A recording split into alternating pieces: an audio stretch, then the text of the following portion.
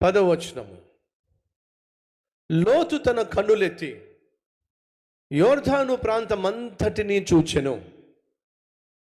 యెహోవా సొదొమ గొమొరాను పట్టణములను నాశనము చేయక మునుపు సోయరుకు వచ్చు వరకు అదంతయు యెహోవా తోట వలెను ఐగుప్తు దేశము వలెను నీళ్లు పారు దేశమై ఉండెను. కాబట్టి లోతు తనకు యొర్దాను ప్రాంతమంతటిని ఏర్పరచుకొని తూర్పుగా ప్రయాణము చేసెను. No permission.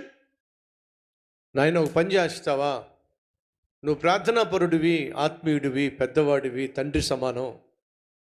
ఒకవేళ నేను దూరంగా ఎడంగా ఉండాలి అని అంటే నువ్వే చెప్పు, ప్రార్థన చేసి చెప్పు.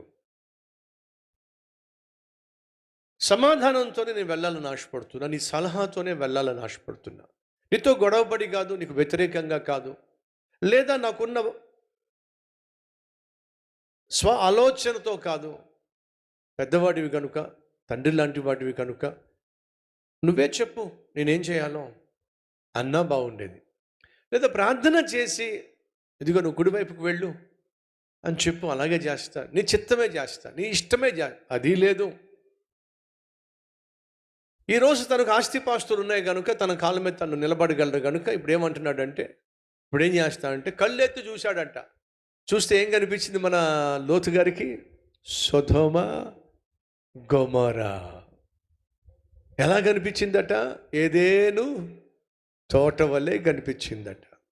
కళ్ళను నమ్ముకున్నాడు, దేవుణ్ణి కాదు.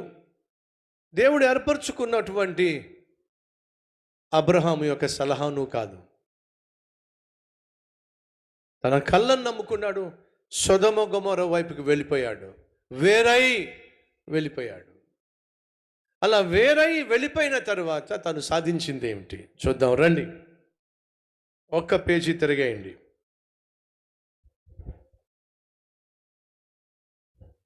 ఎక్కడికి వెళ్ళాడు? సొదొమ గొమొరాకు ఏది ఆధారం చేసుకుని వెళ్ళాడు చెప్పండి? అబ్రహాము ద్వారా వచ్చినటువంటి ఆశీర్వాదాన్ని ఆధారం చేసుకొని అబ్రహాము అవసరం లేదని చెప్పేసి దూరంగా సొదొమ గొమొరకు వెళ్ళిపోతే 14వ అధ్యాయం 12వ వచనం అక్కడ ఏమైంది? అక్కడ గొడవ అయింది. కొంతమంది సొదొమ గొమొర మీద దాడి చేశారు. దాడి చేసి 12వ వచనము లేదా 11వ వచనము, అప్పుడు వారు సొదొమ గొమొరల ఆస్తి యావత్తును వారి భోజన పదార్థములన్నీ పట్టుకొని పోయిరి. మరియు అబ్రహాము సహోదరుని కుమారుడైన లోతు సొదొమలో కాపురం ఉండెను గనుక అతని ఆస్తిని పట్టుకొని పోగా. లోతు పరిస్థితి ఏంటో తెలుసా? ఆస్తిని నమ్ముకొని ఆత్మీయమైనటువంటి తండ్రిని వదిలిపెట్టి వెళ్ళిపోయి ఆఖరికి ఏమయ్యాడయ్యా అంటే శత్రువుల చేతిలో బందీగా మిగిలిపోయాడు, ఆస్తిని కోల్పోయాడు, అడ్రస్ లేకుండా అయిపోయాడు. అది తెలిసినటువంటి అబ్రహాం, అయ్యో ప్రార్థన చేసి దేవుని చిత్తం తెలుసుకుని వెళితే బాగుండేది, లేదా నాయనా నువ్వన్న ఒక మాట చెప్పని అడిగితే బాగుండేది. తన కళ్ళను నమ్ముకున్నాడు. సొదొమ గొమొరాకు వెళ్ళి వ్యాపారం చేస్తే బాగుంటుంది అనుకున్నాడు. అన్నీ కోల్పోయాడే నా కుమారుడు అని చెప్పి జాలిపడి అబ్రహాము మళ్ళా తన దగ్గర ఉన్న వాళ్ళందరినీ, పని వాళ్ళందరినీ తీసుకుని వెళ్ళి ఎక్కడైతే లోతు బంధించబడ్డాడో అక్కడికి వెళ్ళి లోతును విడిపించుకొని తీసుకొచ్చాడు. అప్పుడైనా బుద్ధి రావాలిగా. నాయనా నీకు దూరం అయిపోయాను కాబట్టి నా పరిస్థితి లాగింది, బుద్ధి రావాలిగా. దయచేసి గమనించండి, వేరుండ గోరువాడు స్వేచ్ఛానుసారుడు అంటే అర్థం ఏమిటి? స్వేచ్ఛగా జీవించాలనుకునేవాడు వేరుగా ఉండాలని కోరుకుంటాడు. లోతు ఎందుకు వేరుగా ఉండాలని కోరుకున్నాడంటే స్వేచ్ఛగా జీవించాలని ఆశపడ్డాడు. చిన్న పిల్లలకు కూడానండి ఏం కావాలి చెప్పండి? స్వేచ్ఛ కావాలి. అంతెందుకు, మీ పిల్లాన్ని మీరు చేయబట్టుకొని రోడ్డు మీద నడిపించుకుంటూ తీసుకెళ్ళండి, వాడు ఏం చేస్తాడు చెప్పండి? వాడు చెయ్యి ఇలా పట్టుకొని మీరు పట్టుకొని వాడిని నడిపించుకుంటూ తీసుకెళ్ళండి, వాడి మనసంతా కూడా మీ చెయ్యి మీదే ఉంటుంది. మా నాన్న నన్ను పట్టుకున్నాడు, మా నాన్న నన్ను పట్టుకున్నాడు అని చెప్పి మీరు మీ పనుల్లో మీ ఆలోచనలు వెళ్ళిపోతా ఉంటారు. కానీ ఆ చిన్నోడు ఏం చేస్తాడు తెలుసా? నెమ్మదిగా వాడికి ఉన్న ఒకే ఒక్క ఆశ ఏంటంటే మా నాన్న నన్ను పట్టుకోవడం ఏంటి, మా నాన్న చేతిలో నా చెయ్యేంటి, లాక్కుంటాడు.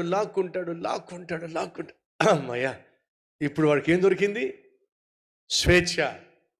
కానీ నిన్ను భ్రమపరచాలి కాబట్టి వాడు ఏం చేస్తాడంటే 2 చేతులు వదిలిపెట్టాడు, నీ చెయ్యి వాడు పట్టుకుంటాడు. ఇప్పుడు నువ్వేమనుకుంటావు? పోనీలే, వాడు పట్టుకుంటే ఏమైంది, నేను పట్టుకుంటే ఏమైంది, అమాయకంగా నువ్వు వాడితో పాటు వెళ్తా పాటు చాలా తెలివైనవాడు. నాన్న, నువ్వు పట్టుకుంటే నేను నీకు బానిసగా జీవించాలి, నేను పట్టుకుంటే ఎప్పుడు విడిచిపెట్టాలనుకుంటే అప్పుడు వదిలేసేయచ్చు.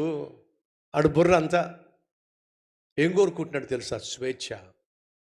స్వేచ్ఛ కోరుకొని వాడు ఏం కోరుతాడు? వేరుండాలి అని ఆశపడతాడు.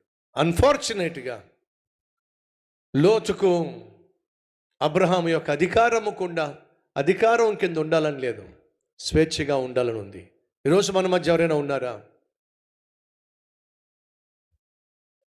భర్తగా పెళ్ళైన తర్వాత నీకంటూ స్వేచ్ఛ ఉండదు. ఎందుకని? నువ్వు ఒక కుటుంబానికి కట్టుబడి ఉండాలి.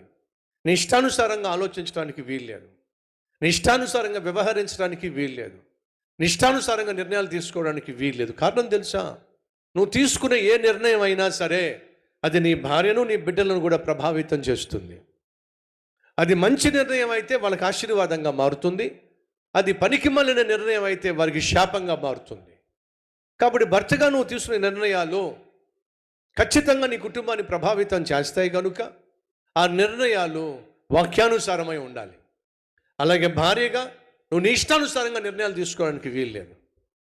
ప్రాముఖ్యంగా భార్యగా దేవుడిచ్చిన బాధ్యత ఏమిటంటే, భార్యలారా మీ భర్తకు లోబడి ఉండండి. ఎందుకని? దేవుడు భర్తను ఇంటికి యజమానిగా పెట్టాడు. దీనిని ఈరోజు చాలామంది అంగీకరించటమే కష్టమైపోతుంది. ఆయన ఏంటి యజమాని? బోడి